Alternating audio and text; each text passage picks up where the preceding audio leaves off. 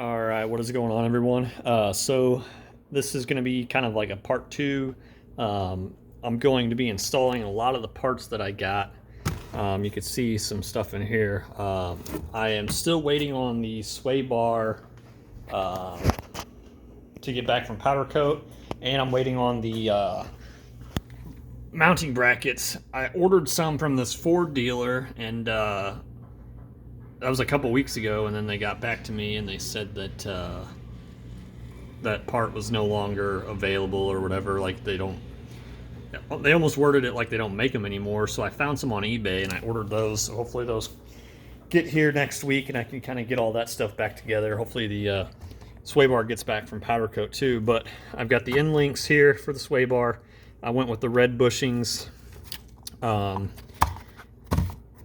the what else do I got in here? I got inner tie rods, outer tie rods, and then hopefully the thing that fixes the loose steering wheel feel, the Maximum Motorsports steering shaft. So that, along with oil filter, automatic transmission fluid for the power steering. I'm going to go ahead and flush that out and put new stuff in. And I'm going to go ahead and do a coolant flush as well. I got the cleaner, the anti-rust additive, and I'm also doing my F-150 there. So got all that going. So I'm just going to start on the tie rods, see how far I get, and we'll just kind of go from there. All right, guys. So I lied. I decided to do the steering shaft first. So you can see the stock one right here. This is the rag joint that makes the steering feel real loose. It's a rubber joint right here. What the Maximum Motorsports steering shaft does is it eliminates that completely. It's just solid right here. So that's what's going to take care of a lot of the play in the steering wheel. So I'm going to toss this in. Also, the instructions say make sure you don't mess up this plastic boot here, because apparently they don't make them anymore. So be careful with that. All right, so real quick, once you have the stock steering shaft out, you're going to slide that plastic piece off that was sitting right here. Like I said, be careful not to break it. It might be stuck on there. Use a heat gun to heat it up a little bit, and then it'll slide right off. And like I said, be careful not to break it, because apparently they don't make them anymore. Once you do that, you're going to remove this rubber boot from the Maximum Motorsport steering shaft, which if you just kind of twist it like this and pull it off, it comes off. Once you do that, you're going to kind of clean it up if there's any grease or anything on the shaft there, and then you're going to put some RTV on the shaft down here, about an inch or two of it, and then you're going to slide that plastic piece that you took off the old stock steering shaft on, and you're going to cover around where it meets the steering shaft so there's no gaps. Basically what that's going to do, because this is the part that's going to be entering the vehicle, that's going to make sure that like exhaust fumes and stuff don't get into the cab of the vehicle. Once you do that, you're going to wait about an hour for that to dry. And then, so I just did that about 5 minutes ago. So once that dries up, I'll get back on and I'll kind of show you guys the rest of the process. All right, so got the Maximum Motorsports steering shaft on where it meets the steering rack right there, and then I'm gonna tighten up that. It's like an Allen key. I don't know what size it is, but it's, yeah, tighten that to 25 foot-pounds. The other side of the shaft, which you can't really see, but it's going through the firewall. So once I tighten this up here, we will go to the interior of the car, pull that through, and secure that one. All right, now that the where it connects to the rack is connected, we're going to come in here. You see the shaft coming through the firewall right there. We're going to connect it up to that point right there. All right, guys, so let me get the light position good here. We got that, let me find it, right there, that pinch bolt installed. The steering shaft's only going to go one way. There's a little groove on it, and that groove, it faces where this bolt is, because that bolt slides through where that groove is. So if you installed it the wrong way the first time, you're going to know it, because the bolt won't be able to go through here on this part of the steering shaft. So it's in. I'm happy. It was pretty easy, honestly. The hard part's just getting to the point of unbolting it, but once you remove it and replace it, it's all pretty easy. So I recommend, if you're planning on replacing your steering rack bushings, consider just replacing the steering shaft as well if you have the you know, the funds. And you know, I mean, it's $300. I know some people, that's a lot of money. It's a lot of money to me, but I wanted to do it while I had all this off. So pretty happy with it. So now that that's done, we're gonna go on to the next stuff. All right, now we're gonna do the inner and outer tie rods. What I did was I just barely resecured the outer tie rod so I could break this loose.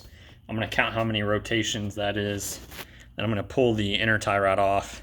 And I don't know if I mentioned this already, I forget. But I did resecure the steering rack before I put the new steering shaft in. So I'm gonna get started on this so we can replace these.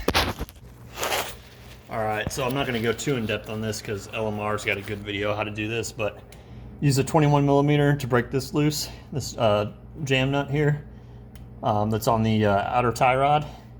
And then you use the little pliers, undo this clamp off the bottom part of the boot, and then you wedge a screwdriver in here, small screwdriver, to loosen the clamp up on this top boot, and then this just slides off here.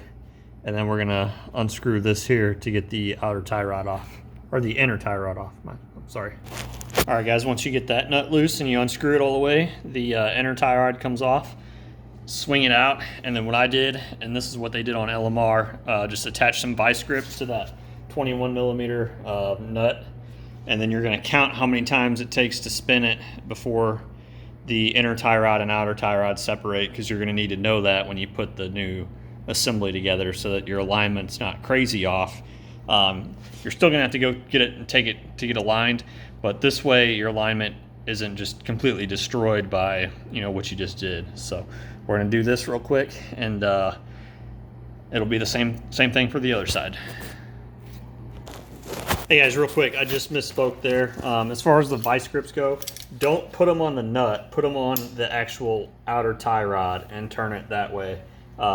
I misspoke, and I realized it right after I said that. I did take it off the right way, so I know the amount of turns. So don't hook it on the nut, hook it on the outer tie rod. All right, so inner tie rod is on. I got the nut on there. I put some anti-seize on the threads. Boot is back on with the clamps on both sides, and I actually zip tied the one side just to make it a little bit tighter. And I'll cut that excess zip tie off once I'm finished. But now we grab the outer tie rod, which I got the polyurethane poly bushing for it, and we will screw this on. All right, so I got both sides in. Inner tie rods replaced, boots are back on. Outer tie rods replaced.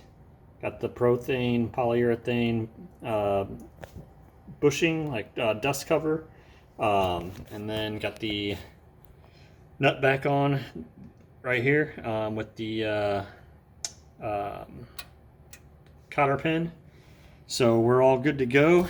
I want to show you guys the steering wheel. There's that side there. So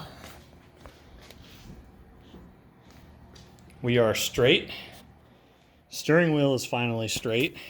I don't know if you guys remember, but it used to be like kind of cockeyed when the wheels were straight. So I kind of straightened that out, and I mean, it's still gonna need an alignment. It wasn't, I just kind of eyeballed it, but the cool thing that I like is that there's no play. I turn the steering wheel a little bit. Here, I'm gonna zoom in. So I'm just gonna go like this.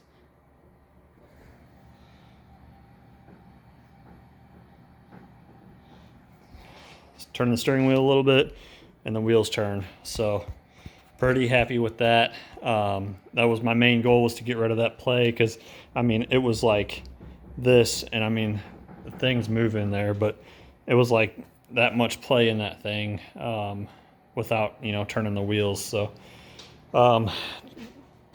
yeah, we're done with that. I'm pretty much, I can't go any further until I get the sway bar back and until I get the sway bar brackets. So I'm going to call that a wrap on this one. And hopefully you guys enjoyed the install of the Maximum Motorsports steering shaft and the MOOG, which I'll show you guys here.